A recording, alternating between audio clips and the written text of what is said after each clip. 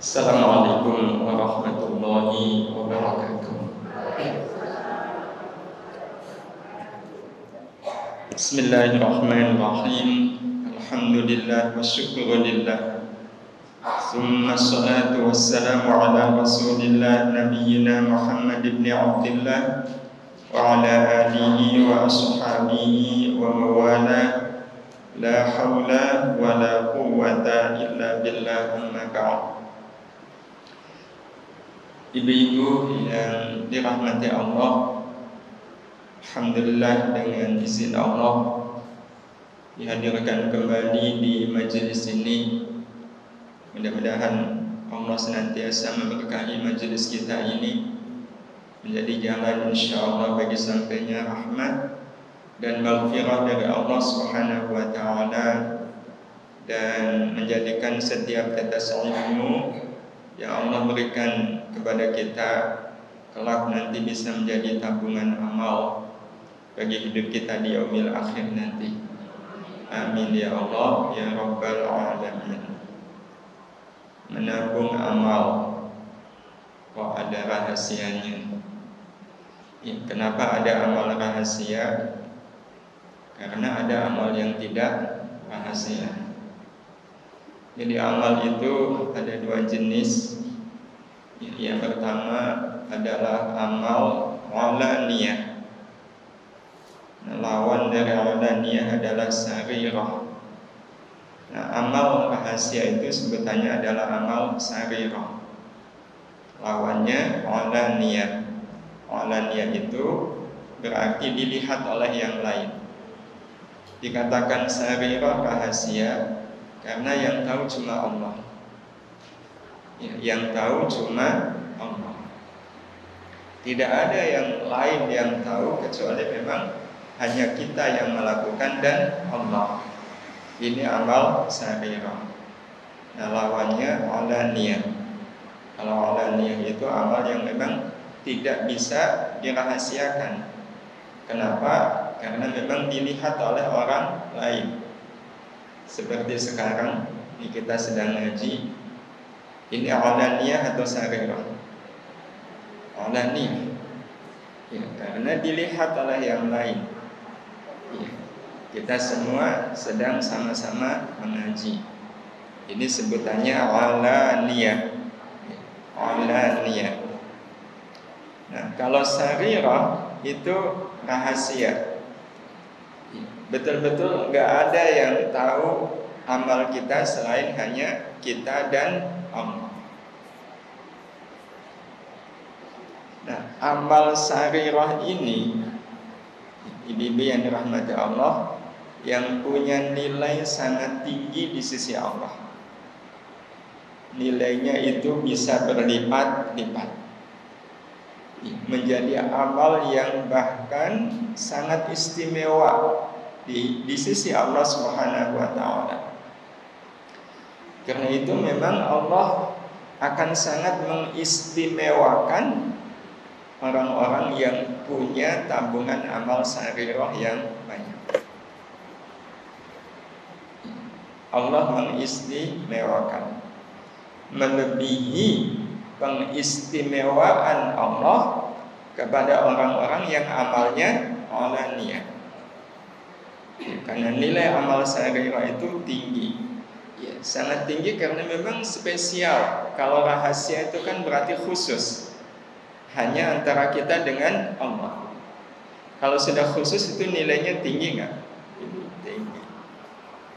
Ya seperti ibu, ya semua yang sudah berkeluarga suami istri, pasti ada sesuatu yang itu menjadi rahasia suami istri yang tidak diketahui oleh yang lain. Nah, yang rahasia yang tidak diketahui oleh yang lain ini bagi sang suami istri ini sesuatu yang spesial atau tidak spesial? Spesial. Istimewa. Maka demikian pula hanya kalau kita punya amal yang itu hanya saya dan Allah, maka amal itu memang menjadi amal yang istimewa di sisi Allah Subhanahu wa taala, yang karenanya sangat wajar Allah mengistimewakan orang-orang yang selama hidup di dunia memperbanyak amal sarirah, di samping juga memperbanyak amal alaniyah. Karena dalam hidup ini kita tidak bisa tidak akan bisa lepas dari amal alaniyah. Tidak akan bisa lepas dari amal alaniyah. Kayak sekarang ngaji, ini amal apa ya? Alaniyah. Bisa nggak kita ngaji tapi amal sarirah? Loh, kalau sarirah mau ngaji di mana? Kalau ngaji yang mesti dilihat oleh orang lain. Saya pengen datang ke satu majelis yang saya tidak dilihat oleh siapapun. Tidak bisa. Iya, tidak bisa. Sholat jamaah itu alaniyah atau sarirah? Alaniyah. Iya. Jadi kita memang tetap punya tanggung jawab terhadap amal alaniyah. Tapi karena kita pengen menjadi hamba Allah yang diistimewakan, berarti kita juga perlu berpikir untuk memperbanyak amal sarirah. Bahkan kalau para salafus salih terdahulu, semangat mereka melakukan amal sarirah itu lebih kuat daripada melakukan amal alaniyah. Tapi bukan berarti amal alaniyahnya tidak standar. Amal alaniyahnya juga standar, sholat jamaahnya, ngajinya. Tetapi kemudian mereka itu punya amal sarirah yang jauh lebih baik daripada amal alaniyah. Inilah kelak orang-orang yang diistimewakan oleh Allah Subhanahu wa taala. Dan cara Allah mengistimewakan hamba-hambanya yang punya amal sarirah ini itu kadang di luar dugaan. Allah akan mengumumkan, mengistimewakan orang-orang yang punya amal sarirah ini di waktu yang tepat. Kapan? Pada saat beliau ini wafat. Pada saat orang yang punya amal sarirah ini wafat, orang-orang pada heran, kok yang takziah banyak ya, yang merasa kehilangan kok banyak, yang pengen nyolatkan banyak, yang pengen mendoakan banyak. Bahkan ketika jenazahnya sudah dikubur, kok yang menziarahi banyak. Padahal dalam kesehariannya beliau ini orang biasa-biasa aja. Tapi kok sedemikian sangat luar biasanya. Orang pasti punya kesimpulan, orang ini pasti punya amal rahasia. Orang ini pasti punya amal rahasia. Sayangnya kita tidak akan pernah tahu apa amal rahasia orang ini. Kenapa? Orangnya sudah wafat. Orang paling menduga-duga, oh mungkin amal rahasianya ini, mungkin waktu beliau hidup suka ini. Ini yang menyebabkan beliau diperlakukan istimewa oleh Allah. Tapi itu kan kesimpulan orang. Hakikat amal rahasianya apa? Sudah beliau bawa pulang ke akhirat. Tidak ada yang tahu. Tinggal ibrahnya, pelajarannya bagi kita. Saya harus memperbanyak amal sarirah.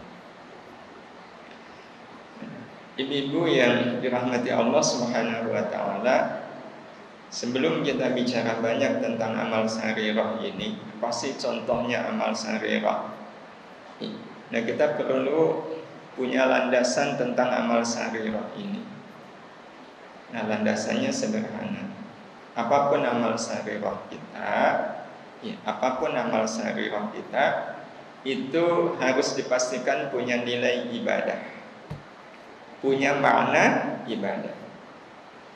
Ini dasar awalnya. Punya nilai ibadah, punya makna ibadah. Jadi kalau amal itu tidak bernilai ibadah, ya tidak akan menjadi amal sarirah. Kalau kita memahami makna ibadah, kelak nanti kita akan melihat betapa amal sarirah itu amat sangat mudah untuk kita lakukan. Amat sangat mudah untuk kita lakukan. Itu kalau kita memahami makna ibadah. Nah, kenapa amal sarirah itu harus bermakna ibadah? Sebenarnya ibu-ibu yang dirahmati Allah, kalau kita tarik ke belakang, tujuan Allah menciptakan kita itu untuk apa? Ibadah.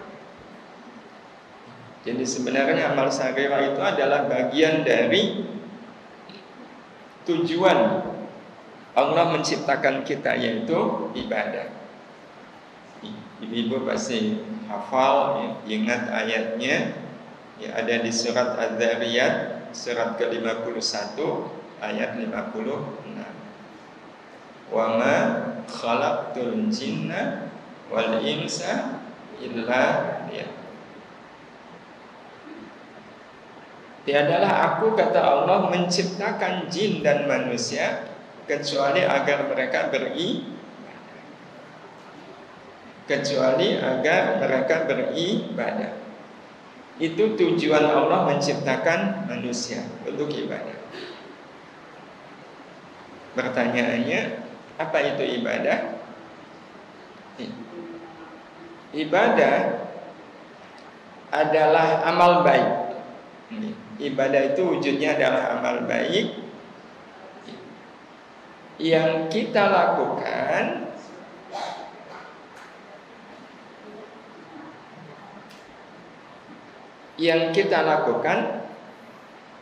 tanpa ada alasan apapun selain hanya ingin menghamba kepada Allah.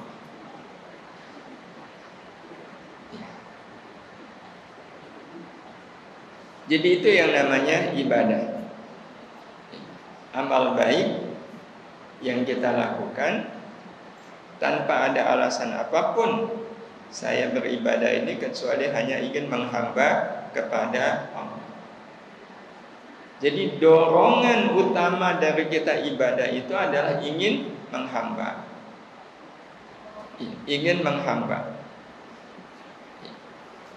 Kalau dikaitkan dengan keberadaan iman, maka kita beribadah itu alasannya cuma satu. Karena saya iman kepada Allah. Yang membuat saya beribadah kepada Allah adalah karena saya iman kepada Allah. Ya. Saya beribadah kepada Allah itu karena iman kepada Allah. Itu alasannya. Jadi karena iman inilah maka kemudian kita beribadah kepada Allah itu sepenuhnya sebagai hamba Allah. Jadi itu ibadah adalah amal baik yang kita lakukan sebagai hamba Allah. Hamba Allah yang beriman. Itu yang namanya ibadah.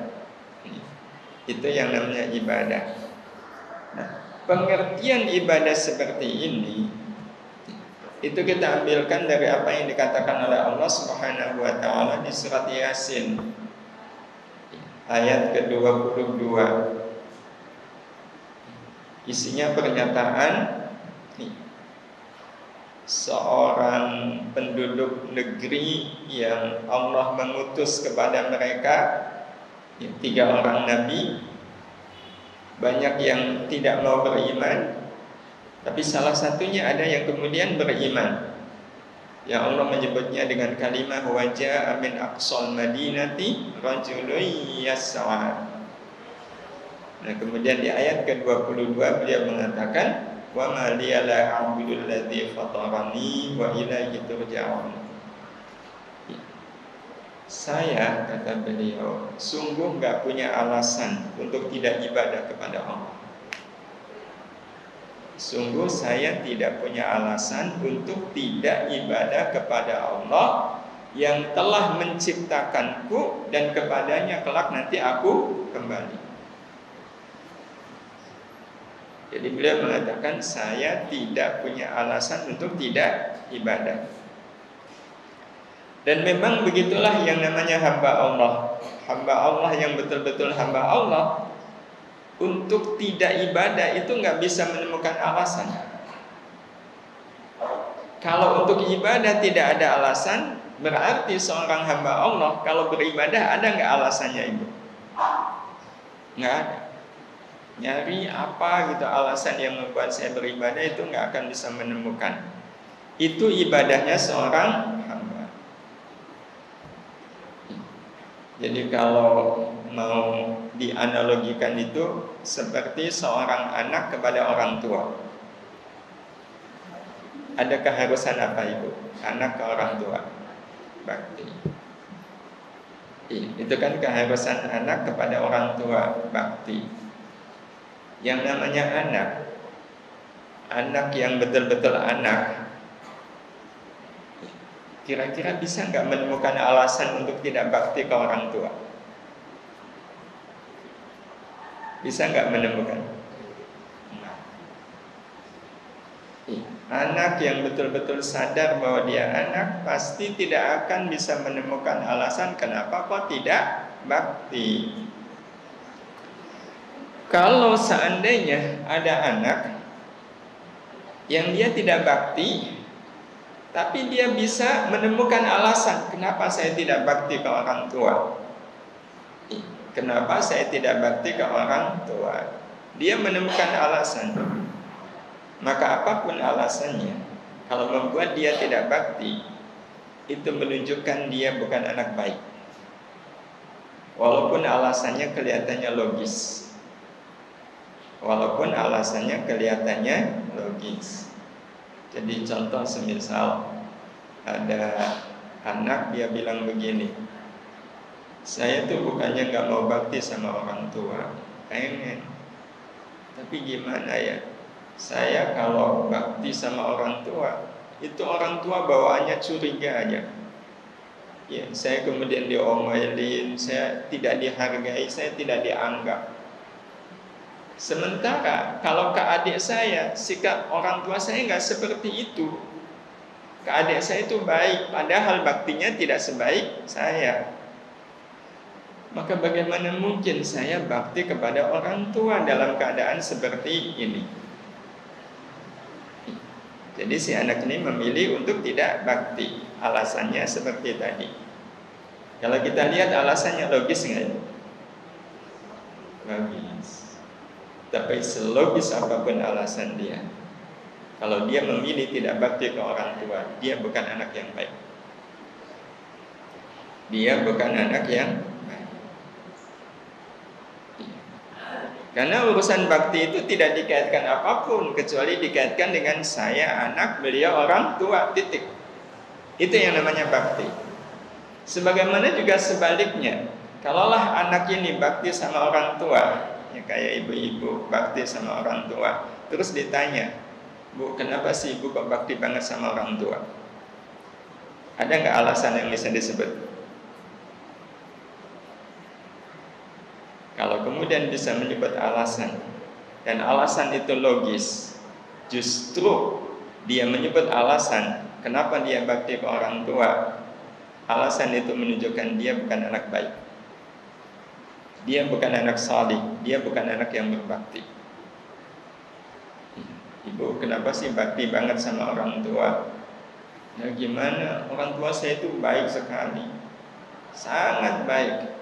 Yang membuat saya bisa seperti ini juga itu adalah karena kebaikan orang tua. Masa saya tidak bakti kepada orang tua? Ada nggak anak yang bakti ke orang tua dengan alasan seperti ini? Kalau ada, sebenarnya anak ini sedang bakti atau sedang balas budi? Kalau balas budi namanya bakti bukan? Bukan. Jadi kalau menyebut alasan tadi, ini namanya anak yang nggak bakti sama orang tua, balas budi. Kalau yang bakti, kenapa bakti sama orang tua? Nah, saya mau apa lagi ke orang tua? Saya ini anak, beliau itu orang tua. Ya mau apa lagi kalau tidak bakti? Saya nggak lihat orang tua saya kayak apa. Yang jelas beliau berdua adalah orang tua saya, dan saya adalah anak maka tidak ada yang bisa saya lakukan ke orang tua kecuali bakti. Nah, yang ini bakti beneran. Ini yang namanya bakti beneran. Karena memang kita baik ke orang tua itu dalam keadaan kita sebagai anak. Karena itu, apalagi ibu-ibu ya, bakti bu sama orang tua. Orang tua lagi repot ya, datang ikut bantu-bantu, nyapu, ngepel, segala macam sampai sore bu. Sore ibu pulang pamit, bu saya pulang dulu ya. Pas pamit, ibunda kok ngasih uang 1 juta. Ngasih uang 1 juta. Ditanya, kenapa bu? Ya kamu kan dari pagi sampai sore bantu-bantu ibu, masa ibu nggak ngasih? Ibu merasa dihargai atau tidak dihargai? Ngasih uang itu. Ibu senang atau sedih? Ini kuncinya. Dikasih uang, senang atau sedih? Ini kan tergantung. Kalau senang itu tandanya orang ini, anak ini bakti ke orang tuanya sebagai anak atau sebagai pekerja. Kalau anak yang betul-betul anak, ibu ngasih uang 1 juta, diterima atau protes? Langsung diterima. Kalau anak yang betul-betul anak, protes. Bu, apaan nih bu? Lah kamu kan dari pagi sampai sore ya bantu ibu. Loh, emangnya saya ini siapa bu? Saya ini siapa? Siapanya ibu? Tolong jawab. Ya kamu anak gitu. Ya udah, anak kok pakai ngasih uang begitu? Iya, kalau ibu ngasih saya uang itu berarti ibu tidak menghargai saya sebagai anak, tidak menganggap saya sebagai anak. Ditolak. Betul? Tapi kalau ibu bilang begini, nah, jangan kamu lihat uang 1 juta ini sebagai penghargaan karena kamu kerja. Enggak, ini uang 1 juta juga enggak bisa menghargai kerja kamu. Cuma ini ibu kasih sebagai bukti ibu tuh sayang sama kamu. Bukti ibu sayang, kamu ini tetap anak ibu, tapi ibu ingin menunjukkan sayangnya ibu ke kamu, makanya ibu kasih ini. Nah, kalau ibu bilang begitu, diterima enggak? Diterima. Karena ibu ngasih tidak sebagai bayaran, tapi sebagai wujud kasih sayang. Yang karenanya kita mengaitkan uang 1 juta dari ibu itu, kita kaitkan dengan kerja kita membantu ibu dari pagi sampai sore enggak? Dikaitkan? Ya enggak. Ya, kita memahami uang 1 juta itu sebagai bukti sayangnya ibu, tidak sebagai balasan atas apa yang kita sudah lakukan kepada ibu. Betul begitu ibu? Ini sebenarnya terjadi antara kita dengan Allah. Kita beribadah, kita mengabdi kepada Allah itu dalam posisi kita sebagai hamba, sebagai hamba Allah. Nah, karena sebagai hamba Allah, maka apapun yang kita lakukan untuk Allah adalah dalam rangka menghamba. Kita lakukan sepenuhnya karena panggilan iman. Ya, karena panggilan iman. Nah, kalau kita beribadah kepada Allah sebagai hamba karena panggilan iman, adakah alasan yang kita bisa sebut ketika kita ibadah? Nah, ini ujiannya. Ada nggak alasannya? Ini dalam rangka kita ingin memurnikan ibadah kita, bahwa saya beribadah itu sebagai hamba Allah. Contoh paling mudah, salat duha itu ibadah bukan? Ibadah. Ada yang nanya, Bu, kenapa salat duha?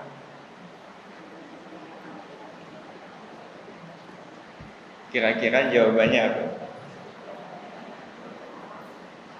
Ada nggak orang yang mengatakan kenapa salat duha ini rezeki lagi seret?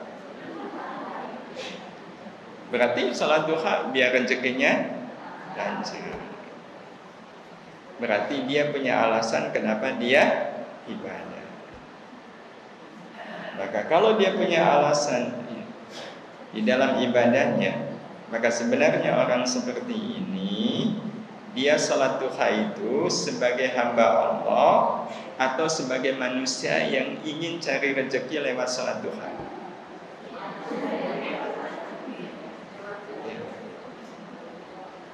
Jadi kalau dia punya alasan kenapa salat duha, maka waktu dia salat duha itu bukan sebagai hamba Allah. Pengen dapat rezeki.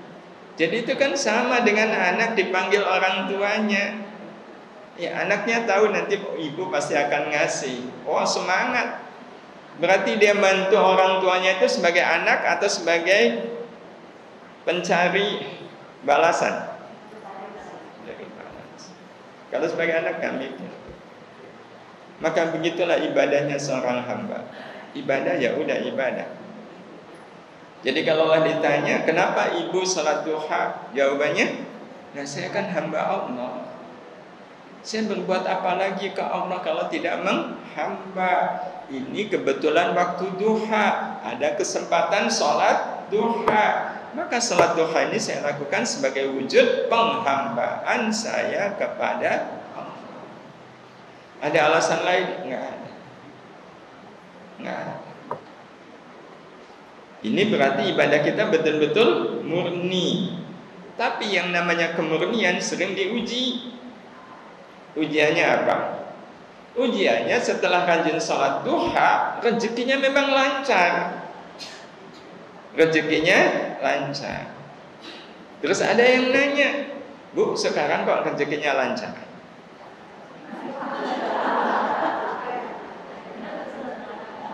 Apa yang akan dikatakan orang ini? Rajin salat.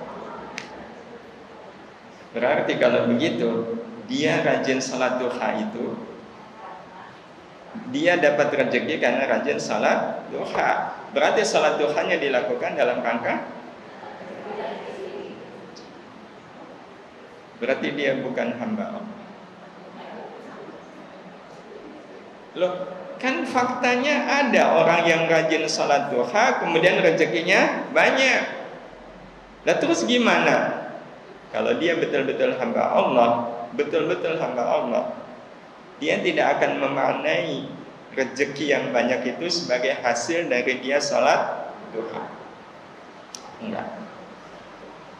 Terus dia akan memahaminya sebagai bentuk kasih sayang. Ini bukan karena saya salat duha kok, bukan. Tapi lebih karena memang Allah itu baik. Karena Allah itu baik. Bukan karena saya salat duha, bukan. Andai pun saya tidak rajin salat duha, andai pun saya tidak rajin salat duha, Allah tetap akan kasih rezeki. Nah itulah ibadahnya seorang. Dan itu kita sering diuji. Yang paling gampang itu doa. Doa itu ibadah bukan? Ibadah bukan? Mukhul ibadah, bahkan kata Nabi, intinya ibadah itu ada di dalam doa.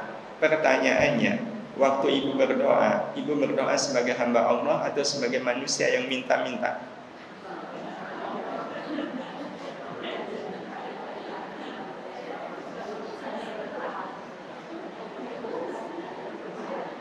Benar sebagai hamba Allah. Ya. Karena ternyata ada orang yang ketika beribadah posisinya bukan sebagai hamba Allah. Iya. Jadi ibu berdoa sebagai hamba Allah atau sebagai manusia yang meminta-minta?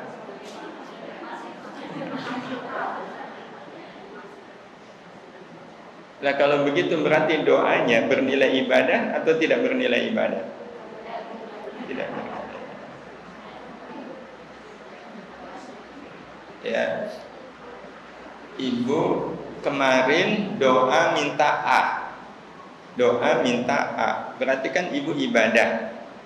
Cuma karena doa itu ibadah yang isinya meminta, ya memang mau gak mau orang kalau berdoa ya harus ada yang diminta.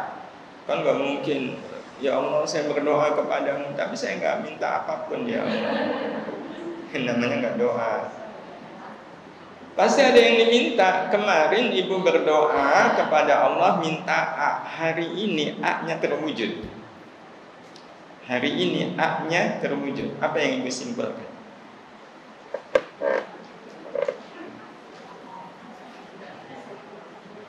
Doa ibu dikabulkan. Betul? Betul? Kalau betul berarti ibu berdoa sebagai manusia. Loh kan nyatanya iya, kemarin saya minta A, hari ini terwujud. Kan berarti namanya doa saya dikabulkan. Kalau itu alasannya, seandainya ibu kemarin tidak minta A, tidak minta A ke Allah, hari ini A-nya Allah berikan enggak?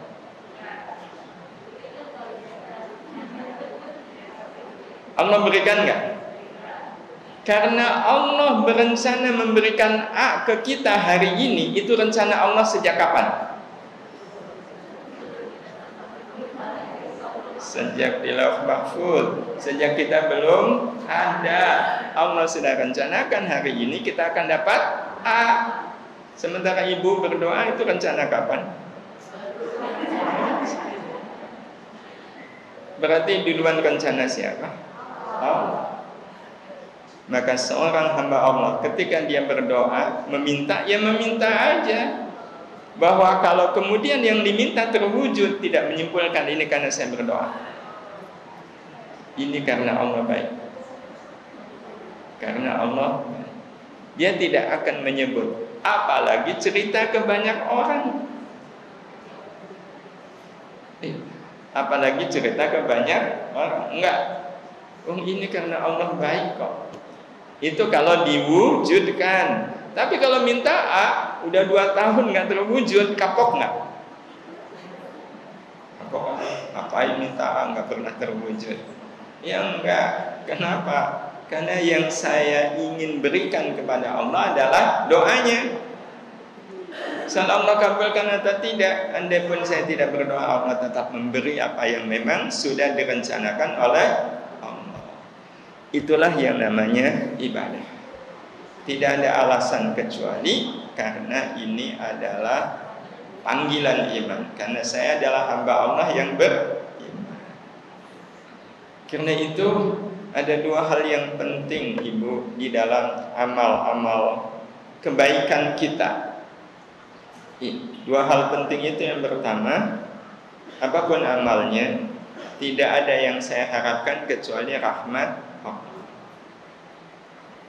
Jadi kalaupun ada harapan, ya ada harapan. Harapannya itu cuma rahmat Allah. Tidak berharap yang lain. Tidak berharap yang lain dari apapun amal saya, kecuali hanya ingin mendapatkan rahmat Allah. Semua amal baik. Dan ini yang sering kita lupa. Padahal kita sebagai hamba Allah, status sebagai hamba Allah itu melekat dengan waktu atau dengan kehidupan kita, melekat dengan tempat atau dengan kehidupan kita. Kehidupan kita berarti dimanapun kita, bersama siapapun kita, kapanpun kita adalah hamba Allah. Kalau kita adalah hamba Allah, berarti apapun yang kita lakukan dalam hidup ini, kita lakukan sebagai hamba Allah. Sebagai hamba Allah. Kan gak mungkin saya itu hamba Allah kalau di rumah, kalau di pasar, ya bukan. Kan tetap saja kita di pasar juga hamba Allah. Ibu di majelis pengajian hamba Allah bukan? Kalau ibu ke Malioboro, ibu siapa? Hamba Allah. Hamba Allah. Nah, kalau kita sadar bahwa kita hamba Allah, berarti apapun amal kita harus kita lakukan dengan harapan mendapatkan rahmat Allah. Betul Ibu? Kalau betul, nah ini ujian Bu. Betulkah kita ingat bahwa kita hamba Allah? Anak ibu belum sholat tapi tidur, maka sebagai ibu yang baik, apa yang akan ibu lakukan? Membangunkan. Berarti membangunkan anak karena anak belum sholat, itu amal baik bukan? Amal baik. Nah, kalau amal baik, waktu ibu membangunkan anak, apa harapan ibu? Apa harapan ibu? Anak bangun, betul? Kalau harapannya anak bangun, itu berarti waktu ibu membangunkan anak bukan sebagai hamba Allah, tetapi sebagai manusia. Betul? Betul. Buktinya ibu membangunkan anak, anak nggak bangun, gimana respon ibu? Loh, hamba Allah kok marah? Kan itu berarti tandanya ibu bukan hamba Allah. Iya, karena memang ibu berharap membangunkan anak, anak bangun. Itu harapan manusia. Kalau hamba Allah membangunkan anak, harapannya apa? Dapat rahmat Allah. Nah kan, membangunkan anak amal baik. Seorang hamba Allah ketika beramal baik, harapannya apa? Ya, dapat rahmat Allah. Betul? Berarti ibu nggak lulus sebagai hamba. Karena nggak lulus, maka remedi. Kan guru yang baik begitu. Ini anak nggak lulus, remedi. Nah, ini remedinya Bu. Kalau remedinya nggak lulus juga, nah ini ibu membangunkan anak. Ini berharap dapat rahmat Allah. Betul? Kalau betul, mana yang lebih ibu sukai ketika membangunkan anak? Anak langsung bangun atau tidak langsung bangun? Kalau langsung bangun gak lulus. Itu masih sebagai manusia, belum sebagai hamba Allah. Kenapa? Karena kalau ibu bangunkan anak, anak langsung bangun, ibu dapat rahmat Allahnya berapa? 1. Betul? Loh, kalau anak nggak langsung bangun, berarti ibu punya kesempatan dapat rahmat lagi. Betul? Caranya? Ya bangunkan lagi. Kan 2 amal. Kalau 2 amal berarti 2 rahmat. Iya. Dibangunkan 2 kali nggak bangun, mangkel. Ya udah, tinggal bangunkan lagi. Apa susahnya membangunkan? Nggak ada mangkel, betul? Ya, alhamdulillah nggak bangun. 3 kali, 4 kali, 5 kali baru bangun. Berarti ibu dapat rahmatnya berapa? Alhamdulillah. Berarti ibu dapat rahmatnya banyak atau sedikit?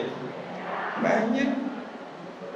Melimpah itu rahmatnya. Yang sangat boleh jadi limpahan rahmat Allah itu kemudian terlimpah juga ke anak. Iya, dan itu wajar karena ini anaknya ibu. Anak itu pun dapat limpahan rahmat Allah melalui ibu. Nah, karena si anak dapat limpahan rahmat Allah, akibatnya apa? Akibatnya besok belum dibangunkan, mau dibangunkan kok anak sudah bangun. Nah, ini remedi ketiga. Ibu sedih atau senang?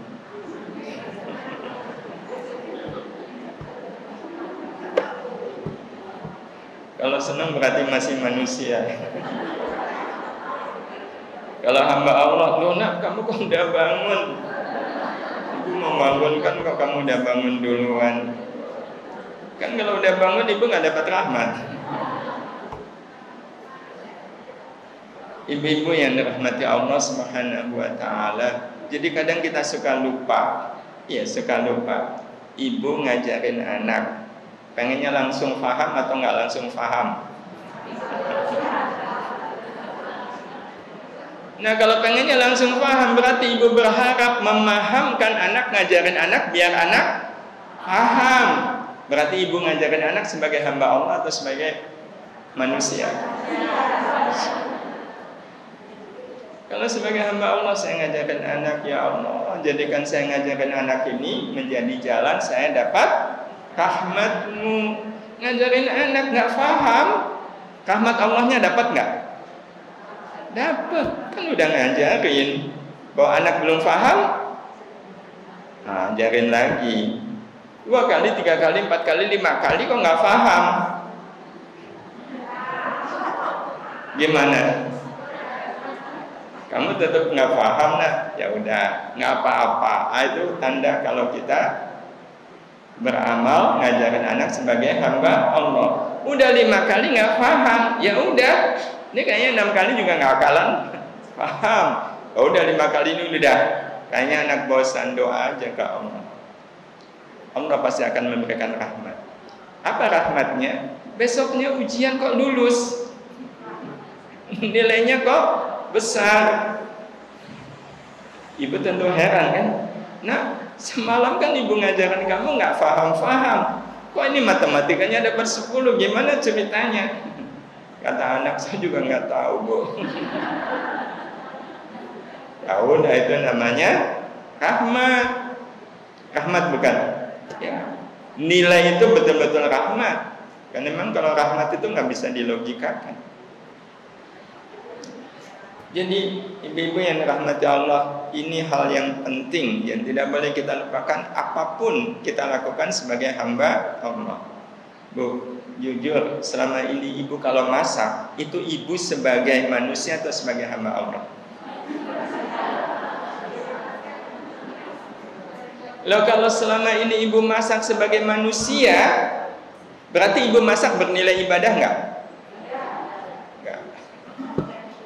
Kok sayang banget ya Bu ya, bertahun-tahun masak kok nggak bernilai ibadah. Biar bernilai ibadah, ibu masak berharap apa?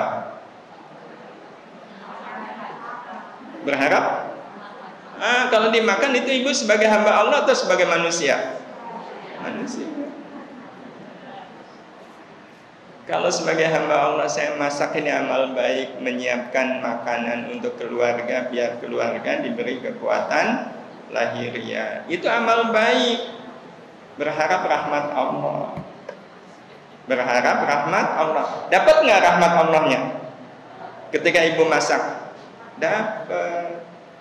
Pas suami datang, anak-anak datang, ditanya, udah makan tadi Bu? Anak-anak juga udah makan. Kecewa?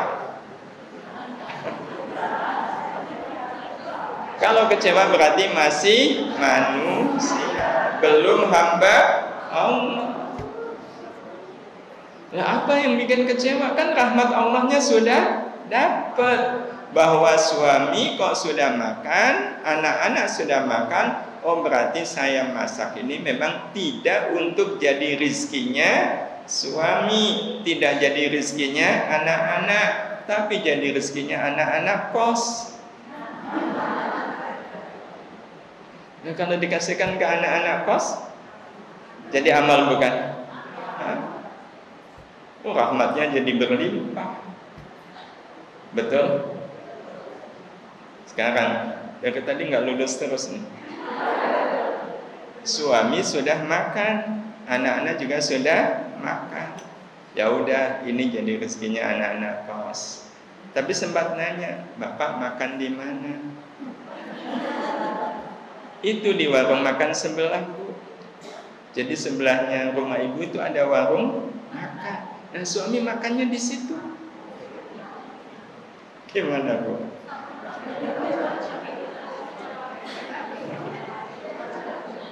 Langsung panas nggak Bu? Kalau langsung panas berarti ibu belum menjadi hamba Allah. Pas anak-anak ditanya, kamu makannya di mana? Tadi sebenarnya kita mau pulang Bu, pengen makan di rumah. Kok lihat ayah makan di situ? Kami mampir, jadi makan bareng di situ. Oh, kalau si istri ini statusnya hanya manusia, tapi kalau hamba Allah, ya udah. Kan tujuan masak biar dapat rahmat. Betul Ibu? Berarti sebenarnya kita lebih enak jadi manusia atau jadi hamba Allah? Ya udah, kalau hamba Allah apapun yang kita lakukan itu biar dapat rahmat Allah. Ibu berbuat baik ke tetangga, biar apa? Ibu berbuat baik ke tetangga sebagai manusia atau sebagai hamba Allah? Hamba Allah. Berarti ibu berbuat baik ke tetangga, tujuannya biar dapat rahmat Allah. Betul? Betul? Kalau betul tetangga yang dibaiki kok nggak baik?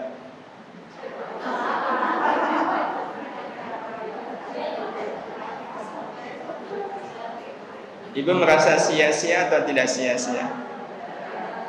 Kalau merasa sia-sia berarti belum jujur sebagai hamba Allah. Kalau betul-betul hamba Allah nggak ada masalah. Kalau saya berbuat baik ke tetangga biar dapat rahmat Allah. Begitu kita sudah berbuat baik ke tetangga, rahmat Allahnya udah Allah berikan. Sudah. Bahwa tetangga kok nggak baik, nggak ada urusan dengan saya. Terus yang kita lakukan ke tetangga berhenti atau terus berbuat baik? Terus berbuat. Kita baik sama tetangga, tetangga kembali tidak baik sama kita. Kita tambah baik, betul? Kita tambah baik ke tetangga, tetangga tambah tidak baik. Kita semakin baik. Betul begitu?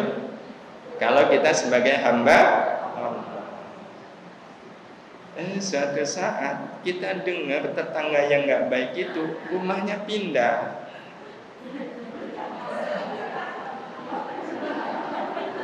Begitu beliau pindah rumah, ibu sedih atau senang?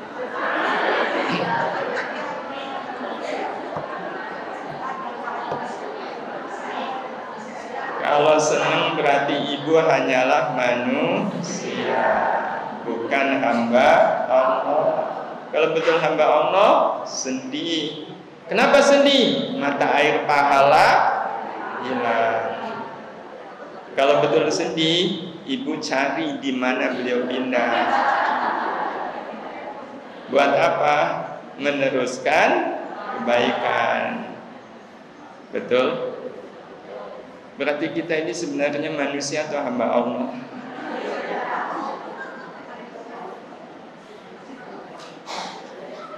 Padahal kita sebagai manusia sejak kapan? Dan harusnya kita sebagai hamba Allah sejak kapan? Kalau sejak lahir enggak Bu. Kalau sejak lahir sebagai manusia, kalau sebagai hamba Allah sejak baligh. Betul? Sejak balik kita harus sebagai hamba Allah Subhanahu wa ta'ala. Nah sebenarnya ini dulu yang perlu kemudian kita pegangi. Bagaimana kita ini berstatus sebagai hamba Allah. Nah baru setelah itu kita berpikir amal rahasia. Jadi kalau status sebagai hamba Allahnya masih timbul tenggelam, ya, tapi insya Allah setelah ini kita memantapkan diri, ya Allah, siapapun saya adalah hamba. Saya adalah hambamu. Nah setelah itu, kalau betul-betul sudah sebagai hamba, itu apapun nanti bisa jadi amal. Apapun bisa jadi amal. Dan kita nanti menjadi amat sangat suka dengan amal-amal rahasia. Jadi ketika ada kesempatan melakukan amal rahasia, amal sarirah, itu betul-betul diambil. Yang kadang kita tidak melihat itu sebagai peluang untuk nabung amal sarirah, amal rahasia. Contoh paling mudah, ibu mau parkir motor atau mobil, Di tempat parkir itu, Ibu, ada bagian yang teduh, ada bagian yang panas. Ibu akan parkir mobil Ibu di tempat yang teduh atau tempat yang panas? Berarti Ibu parkir mobil sebagai hamba Allah atau sebagai manusia? Memang kalau status sebagai manusianya lebih kuat. Padahal kalau sebagai hamba Allah, saya parkir aja di tempat yang panas. Loh, tempat yang teduhnya buat siapa? Buat orang lain. Dan betul ketika Ibu sudah parkir di tempat yang panas itu, masih di situ Ibu, tiba-tiba ada yang lain. Dia lihat nggak tempat yang teduh? Dia akan ambil nggak? Ambil. Dia senang nggak dapat tempat yang teduh? Senang. Nah, dia senang dapat tempat yang teduh itu sebenarnya atas kebaikan siapa? Kan kita. Betul? Kan kalau kita ambil tempat yang teduh itu, dia dapatnya tempat yang panas.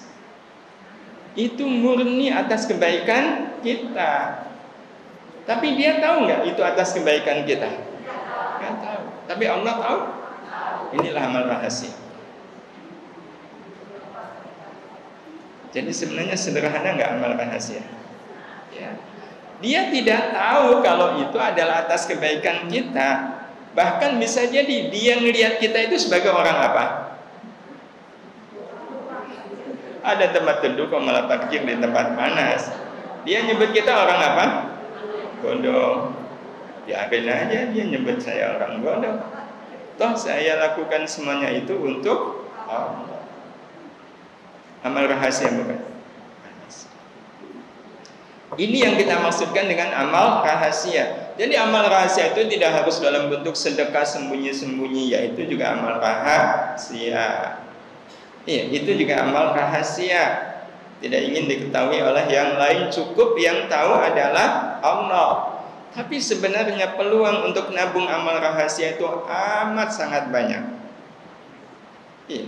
Yang nilainya sesuai dengan kadar amalnya. Ibu baru dapat cek, Bu, 40 juta.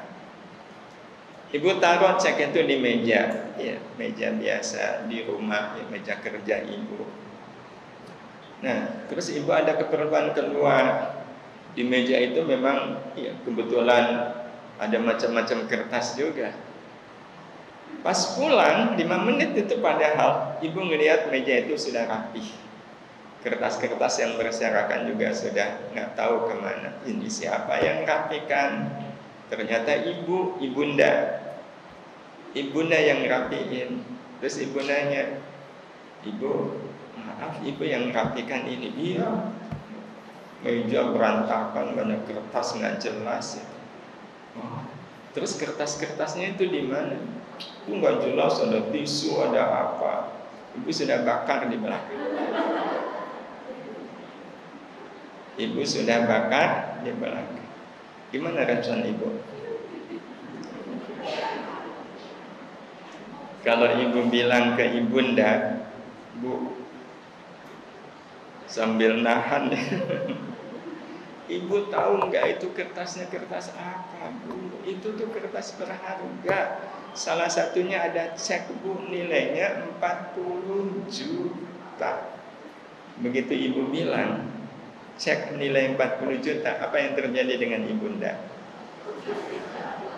Sedih, susah, menyesal, merasa bersalah. Betul? Yang kesedihan, kesusahan beliau bisa nggak hilang dalam 2-3 hari? Dan Ibu tahu betul resiko itu. Karena tahu resikonya, maka ditegar-tegarkan. Ibu bilang, oh dibakar ya Bu, terima kasih Ibu. Walau di sini ini harus. Ya sudah. Ibu lakukan karena ingin menjaga perasaan Ibu. Amal baik bukan? Amal baik. Siapa yang tahu? Siapa yang tahu? Hanya Allah. Ibunda sendiri tahu nggak kalau kita sedang menjaga perasaan beliau? Nah, malah ngomel-ngomel kan? Tinggi nggak nilainya? ibu punya amal rahasia satu saja, menjaga perasaan orang tua, seperti apapun sebenarnya kita pengennya begini, tapi kalau saya lakukan sesuai dengan apa yang ada pada diri saya, itu membuat orang tua sedih dan susah, saya tahan. Itu dicatat betul oleh Allah Subhanahu wa taala, dan kelak ini menjadi amal yang sangat istimewa. Di samping amal-amal rahasia yang lain. Ya, terakhir, bukankah ada amal alaniyah? Bisakah kita menemukan amal sarirah di dalam amal alaniyah? Bisa nggak? Ya kayak sekarang kan kita sedang ngaji amal alaniyah. Bisakah kita menemukan amal sarirah di dalam amal alaniyah? Bisa. Apa contoh amal sarirah? Dan ini nanti nilainya menjadi lebih besar lagi, karena amal itu secara kasat mata amalnya alaniyah, tapi di dalam amal alaniyah itu kita mendapatkan amal sarirah yang itu hanya diketahui oleh Allah Subhanahu wa taala. Kalau ngaji begini, contoh yang mungkin kita bisa temukan pas ibu ngaji, yang menyampaikan pengajian nggak enak, Bu, monoton, dan materinya juga ibu sudah paham. Timbul apa di sini, Ibu? Bosan, nggak tertarik, kemudian suudzon. Kok orang kayak gini ngajar ya? Semisal itu suudzon, bukan? Suudzon. Tapi kemudian kita lawan semuanya. Walaupun saya tidak tertarik, saya tetap memperhatikan apa yang disampaikan oleh beliau. Tetap mendengarkan, menjaga perasaan, ta'zim kepada beliau. Semuanya yang tahu siapa? Perasaan-perasaan ta'zim, husnudzon kita. Berarti di dalam amal alaniyah mengaji, kita tetap bisa menemukan amal sarirah. Ibu ngaji ini sebagai hamba Allah atau sebagai manusia?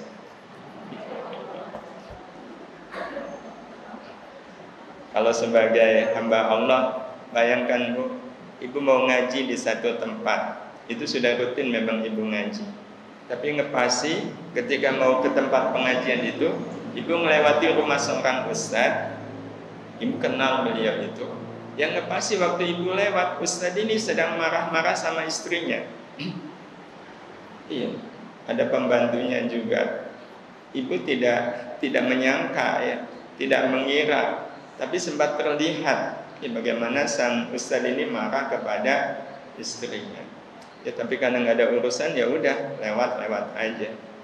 Pas sampai di tempat pengajian, ternyata yang isi pengajian beliau, temanya tentang sabar.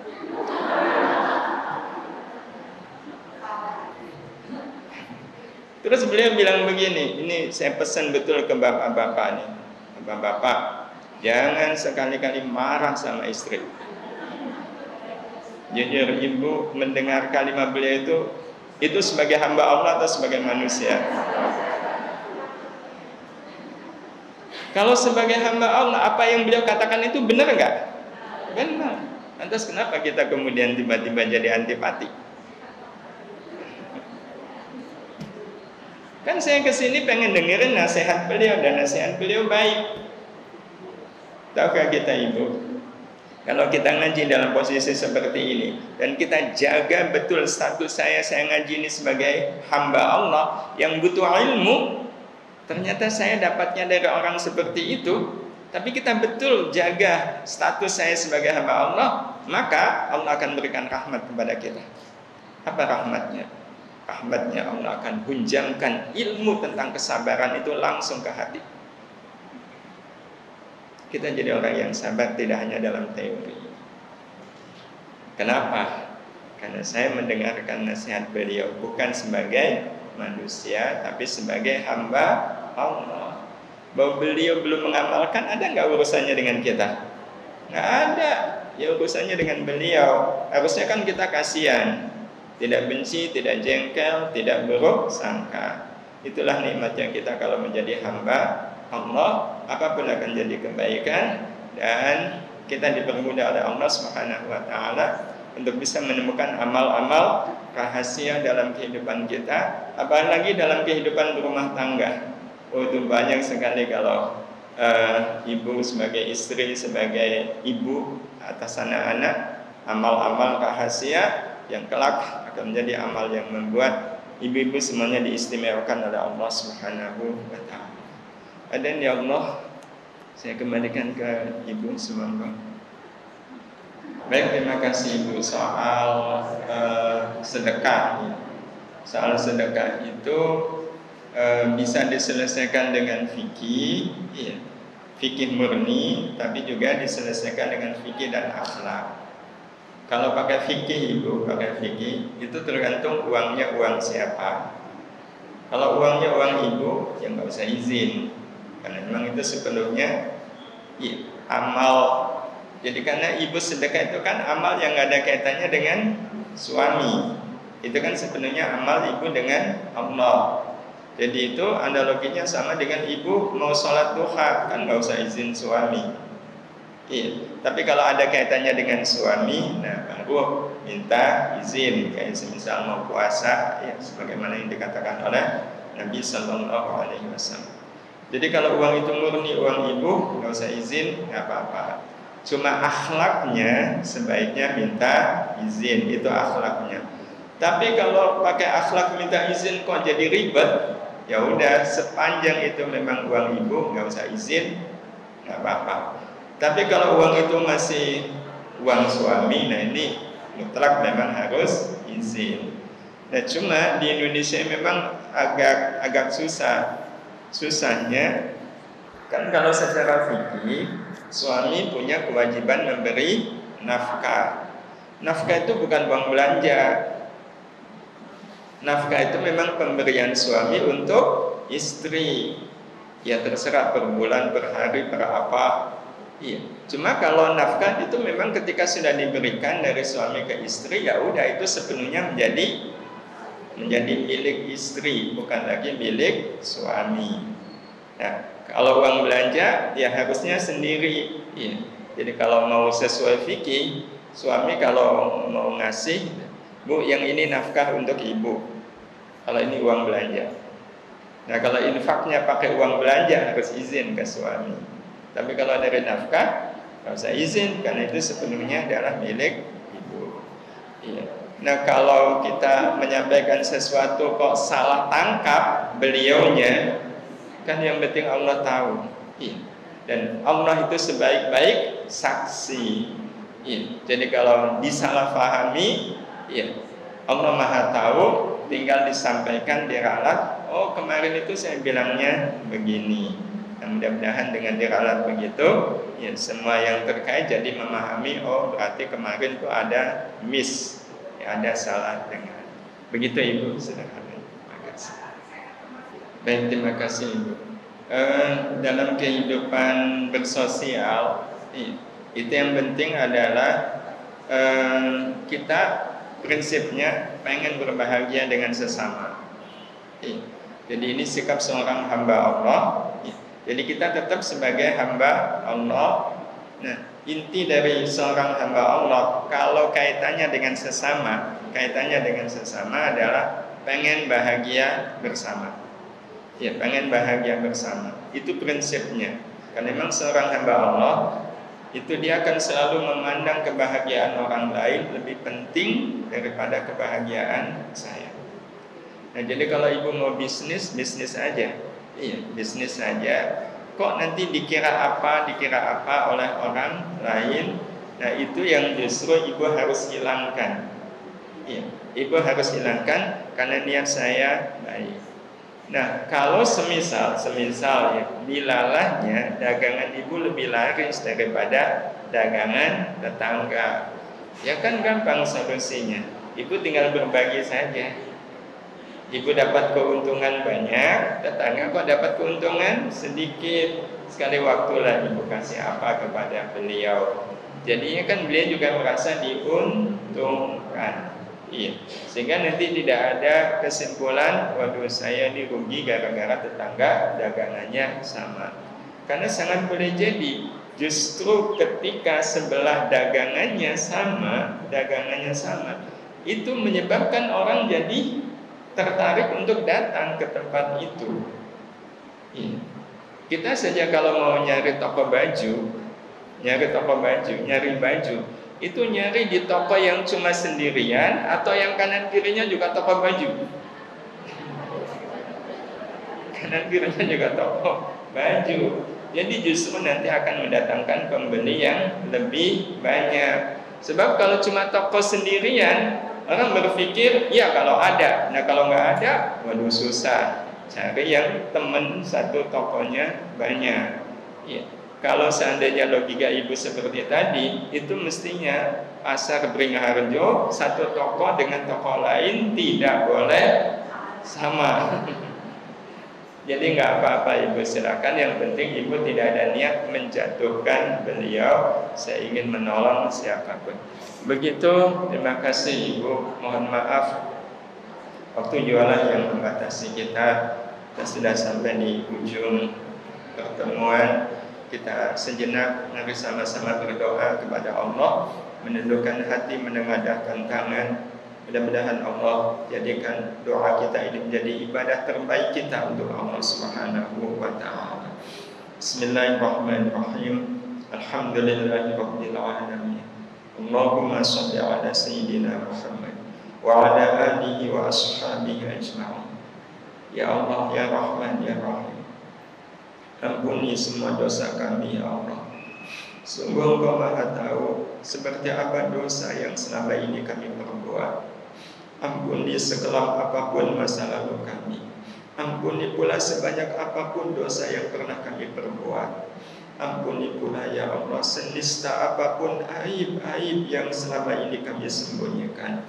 Ampuni semuanya ya Allah, dan izinkan setelah ini kami bisa menjalani hidup ini sepenuhnya sebagai hamba-Mu ya Allah.